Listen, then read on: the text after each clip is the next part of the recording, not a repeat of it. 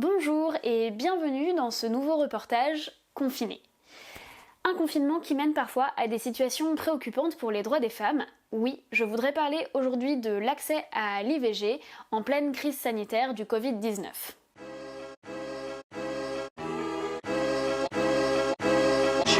Le 19 mars dernier, alors que le projet de loi Urgence Covid-19 se débattait au Sénat, la sénatrice Laurence Rossignol a déposé un amendement, c'est-à-dire qu'elle a proposé une modification de la loi avant son vote pour y inclure une disposition concernant l'IVG. Je voulais attirer votre attention sur le fait que depuis 2 jours, Monsieur le ministre, il me remonte des services d'orthogénie des gros problèmes dans l'accès à l'IVG, à tel point que le Collège des gynécologues obstétriciens de France a diffusé à ses adhérents, enfin à ses membres, une note sur comment prendre en charge les IVG pendant cette période. Effectivement, ce syndicat a publié des consignes pour la prise en charge des patientes ayant besoin de recourir à une IVG dans la période d'épidémie que nous connaissons. L'IVG est considérée comme une procédure urgente, il est donc normalement tout à fait possible d'y accéder. Cependant, il est fait état dans ce document de certaines recommandations pour la prise en charge des patientes en ces temps d'épidémie, et il est également mentionné des difficultés et notamment un possible dépassement de délai pour les patientes qui seraient testées positives au Covid-19 et qui devraient attendre leur guérison pour pouvoir accéder à une IVG. En effet, en France, l'IVG est accessible jusqu'à la 12e semaine de grossesse, 14e semaine d'aménorrhée, c'est-à-dire d'absence de règles, mais pas au-delà. Nous avons un gros problème parce que les délais d'IVG ne sont pas compatibles avec ce qui se passe en ce moment. Nous savons tous, nous en avons discuté plusieurs fois ici, que 5000 femmes vont chaque année à l'étranger parce qu'elles sont hors délai.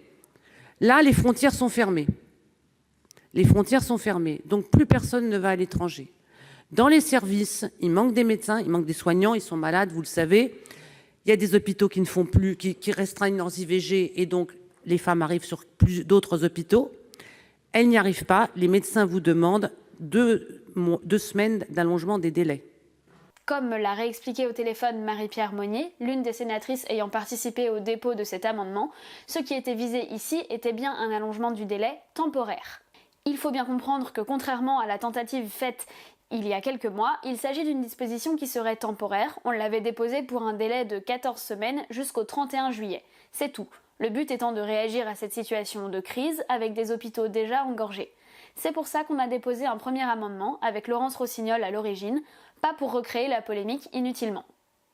Pourtant, même temporaire, cette mesure ne semble pas assez consensuelle au ministre de la Santé, Olivier Véran, qui répond à Laurence Rossignol. L'accès des femmes à l'IVG est un sujet qui m'intéresse profondément. Est-ce qu'il faut pour autant, dans un état d'urgence sanitaire, aller augmenter de 2 semaines le délai d'IVG ? Je ne suis honnêtement pas sûr que ce soit l'objet du texte et je ne suis pas sûr que cela nous emmène sur des débats qui permettent sereinement d'aborder la question prééminente de l'état d'urgence sanitaire. Par contre, Madame Rossignol, je connais très bien le formidable médecin que vous avez cité qui s'occupe de la Maison des femmes en Seine-Saint-Denis, que j'ai déjà vu et accompagné depuis quelque temps et elle vous le confirmera. Je veux bien lui en parler pour voir si effectivement elle a un ressenti d'un allongement des difficultés des femmes pour accéder à l'IVG. J'ai aucune difficulté pour en parler. J'en parlerai également à Marlène Schiappa, secrétaire aux droits des femmes, pour qu'on voit ensemble s'il est nécessaire, s'il y a lieu de prendre des dispositions pour en faciliter l'accès. J'avoue que le mécanisme entre l'épidémie et le délai d'accès à l'IVG ne m'est pas spontanément, oui, mais le lien de causalité ne m'est pas complètement spontané, mais je vous promets de creuser, je vous ferai une réponse dans les 2 jours. Michèle Meunier, une autre sénatrice ayant participé au dépôt de l'amendement aux côtés de Laurence Rossignol, m'explique comment elle interprète ce refus de la part du ministre. C'est quand même pas un sujet de préoccupation de tout temps, hein, et encore une fois aujourd'hui, on va peut-être au plus pressé. Ça, je ne porte pas de jugement sur la situation sanitaire du moment, mais la question du corps des femmes et de la santé des femmes n'est pas forcément une préoccupation première. Voilà comment je le pense. Quelques jours plus tard, comme promis, le ministre a répondu à cette question dans un communiqué joint avec Marlène Schiappa.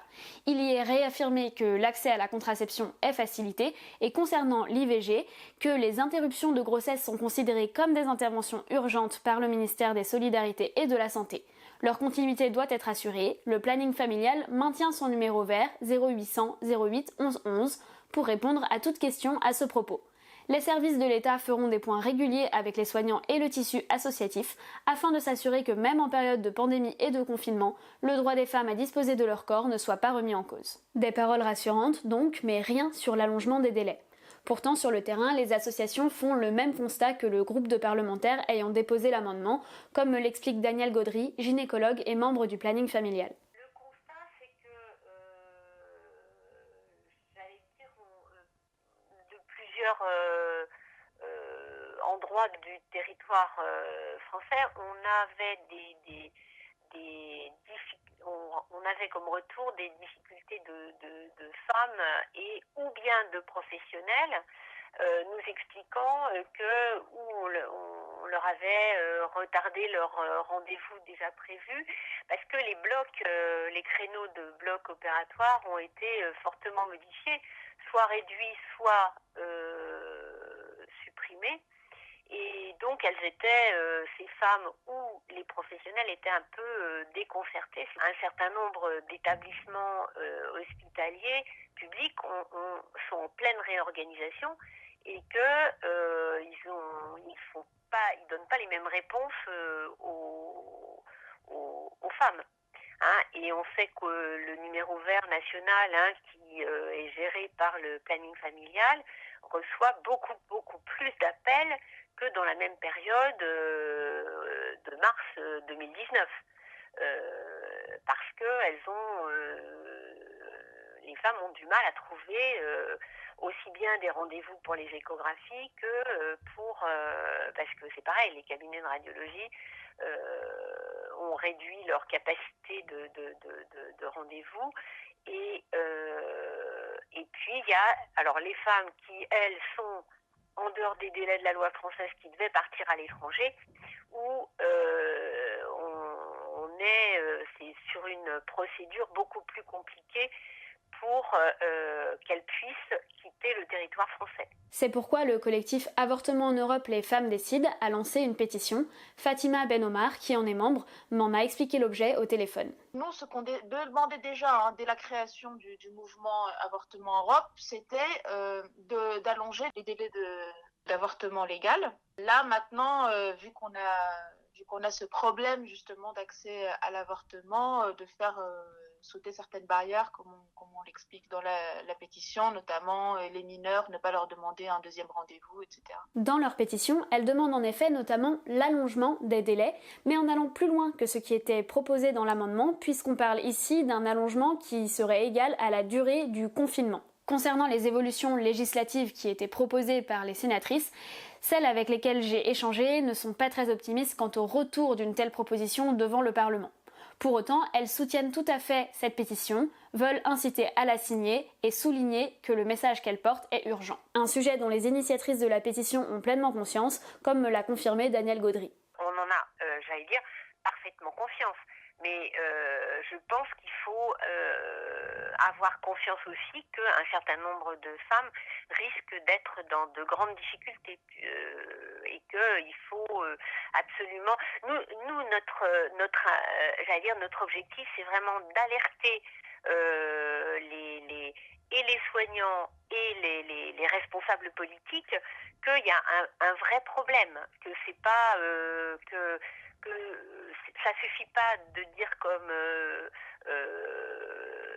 Mme Schiappa ou M. Véran l'ont affirmé que ça restait une urgence. Oui, bien sûr, ça reste une urgence, mais encore faut-il que les établissements, qu'ils soient hospitaliers ou centres de santé ou centres de planification, aient les moyens d'assurer, parce que le renvoi sur la préférence de l'IVG médicamenteuse, on sait que sans hospitalisation, c'est jusqu'à 5 semaines de grossesse. Donc toutes les femmes ne peuvent pas bénéficier, surtout dans période de confinement, forcément, d'être dans ces temps-là. Que privilégier les anesthésies locales alors que très très peu d'établissements ont ce savoir-faire, ça va être compliqué. Donc on sait très bien qu'il ne suffit pas de dire, il faut aussi donner les moyens. certains centres de planification n'ont pas, pour le moment, encore les moyens de protection. Donc le personnel de ces centres bricole pour se protéger, et ça c'est pas bien. Enfin, je veux dire, la distribution et les masques, les gants, ça c'est facile, hein, mais la distribution des masques est pas encore optimale, on va dire. Hein, c'est pas pour ennuyer le monde qu'on fait ce genre de démarche de pétition. C'est vraiment pour que les alertes soient données sur les bonnes choses et voilà. En l'absence de mesures, j'ai quand même demandé quoi faire à Fatima Ben Omar. C'est quoi les conseils à transmettre en priorité aux femmes qui se retrouvaient dans cette situation? Donc appeler le 08 800 11 11. C'est ça. Aller sur ivglesadresses au pluriel.org et nous faire remonter.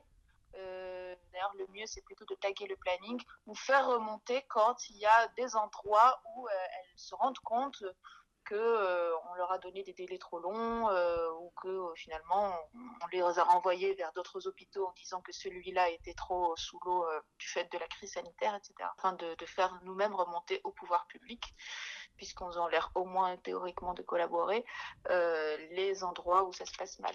Outre ce site et ce numéro qui s'affiche à l'écran, je vous incite, si vous êtes dans cette situation, à regarder la vidéo des médecins Jackie Nizar et Philippe Fauché. Vous pouvez aussi lire l'article de mademoiselle.com qui explique les démarches à entreprendre.